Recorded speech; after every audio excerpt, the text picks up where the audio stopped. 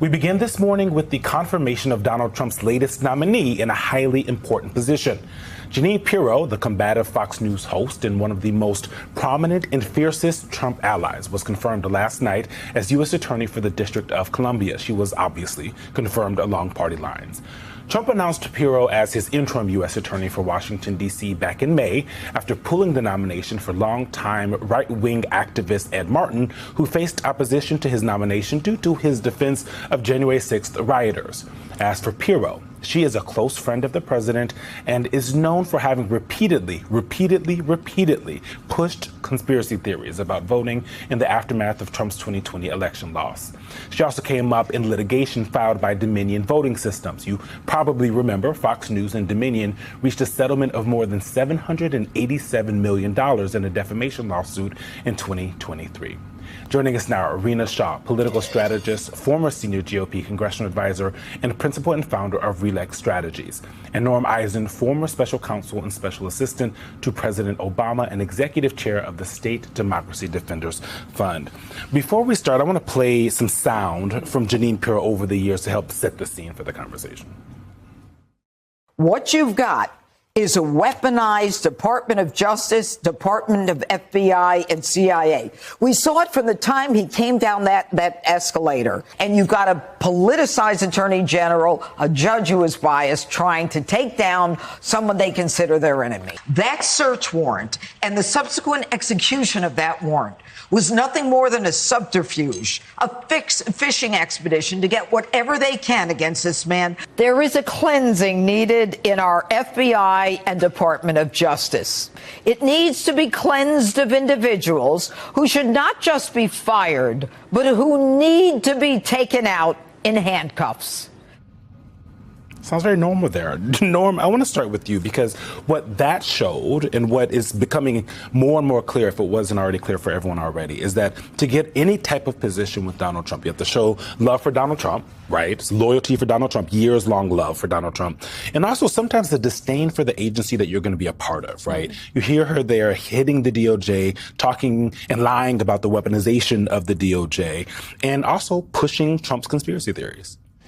Jeanine Pirro is totally unfit to serve as U.S. Attorney for any position in the Department of Justice or in government. And in another time when Congress exercised its constitutional advise and consent, when we were in the Obama administration, they didn't take every nominee we sent over there. This nominee would have been laughed out of the Senate. Unfortunately, you have this individual who is who is an election denier, who has tried to make little of January 6th, suggesting that those individuals who Trump pardoned were hostages. They were not hostages. They attacked the Capitol that is just a few blocks away from us here today in a violent insurrection. She was central to that Dominion settlement, election denial, claiming the election was not lost by Donald Trump when it clearly was. And Eugene, how can she go there having attacked the DOJ, attacked the FBI? She's got to work with those prosecutors and work with those FBI agents every day. So it's one more unsuitable nominee who unfortunately has been confirmed by the Senate. But this is slightly different, though, right? I mean, a lot of them are absolutely conspiratorial, but flag the danger of having a conspiracy inside the Department of Justice that is actually meant to combat this kind of, these kind of allegations. Well, you have Donald Trump, who illegitimately and of late to distract from the Trump-Epstein files, the Epstein scandal, has once again been sending a very clear message. Use the powers of government to attack my enemies. My goodness, there's now an investigation that's just been opened of Jack Smith by the Office of Special Counsel. So when you get these Trump acolytes who are not only loyal, Maria Teresa, she's gone public again and again attacking the functions of investigation and prosecution. The danger is that they'll infiltrate people in who agree with them, and they'll turn the power of the state against the enemies of the Trump regime. That's something from an authoritarian nightmare, not the United States. That's a real danger with Pirro. So, Norm, this is the thing that concerns me.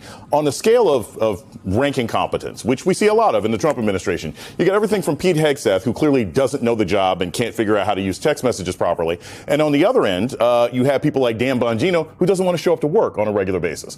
Where would you put Jeannie Pirro on the scale of potential ranking competence as she joins this administration? Well, she is not in her qualifications, just on paper, as bad as some of them. She was a prosecutor in New York. She was a judge.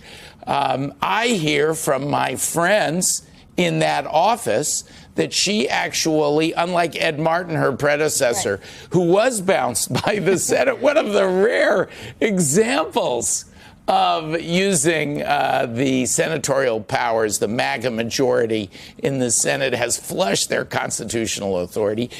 Jeanine Pirro has listened to prosecutors, the exodus. You may remember people were quitting. She's let them do their job. So she's not the worst.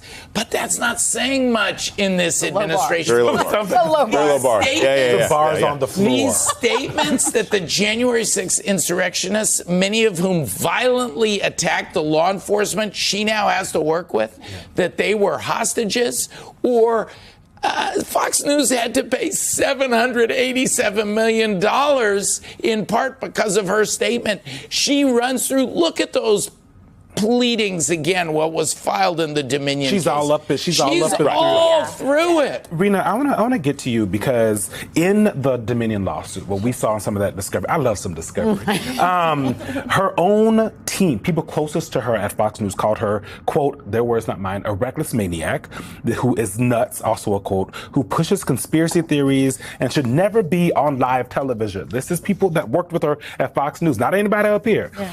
What does it say that someone like this is now where she is and what's confirmed at AP? Well, Judge Jeanine, which is what she's known to as the public, I can't stop thinking about her like that. Right. And this is not a judge she's going into, but this is about justice, and justice is supposed to be blind. And you take a Fox Media News host, which, okay, fine, he's got three of them that stick out to me, Hegseth, Duffy, but of all these three, Jeanine is the most problematic.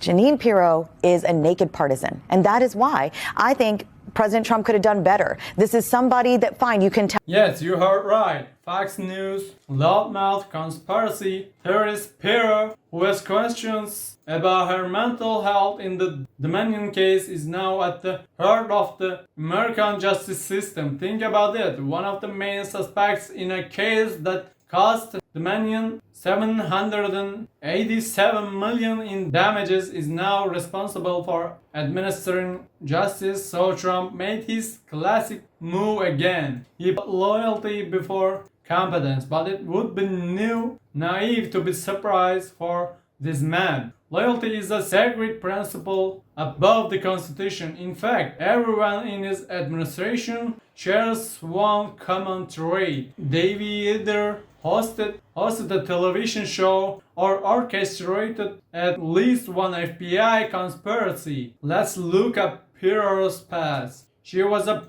prosecutor in New York for a time. True, but then she moved to Fox News and spent years on screen telling tales of the deep state. She described the FBI and the Departments of Justice as criminal organizations that need to be cleaned up. Now she will be working with these very institutions. It's like a joke. Think about it. She used to say FBI agents should be taken away in handcuffs. Now she'll be reviewing files with them. Really? There's a reward for everyone who worshipped Trump after the 2020 election. Did someone challenge the election results? Here you go. An ambassadorial post. Did someone describe January 6th as a tourist trip? Wow, what a great prosecutor I'll make.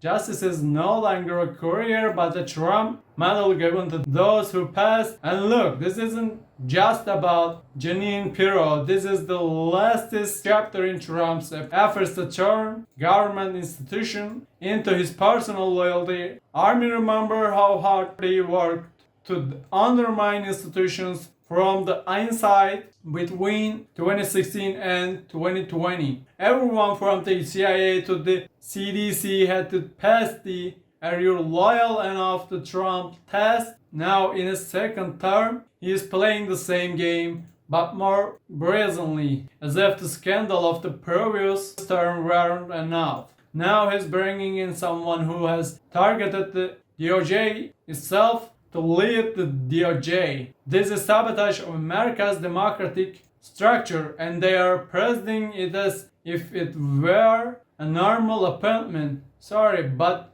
you can't undermine justice by appointing someone who is supposed to uphold it. This is no longer just partisanship. This is outright regime engineering.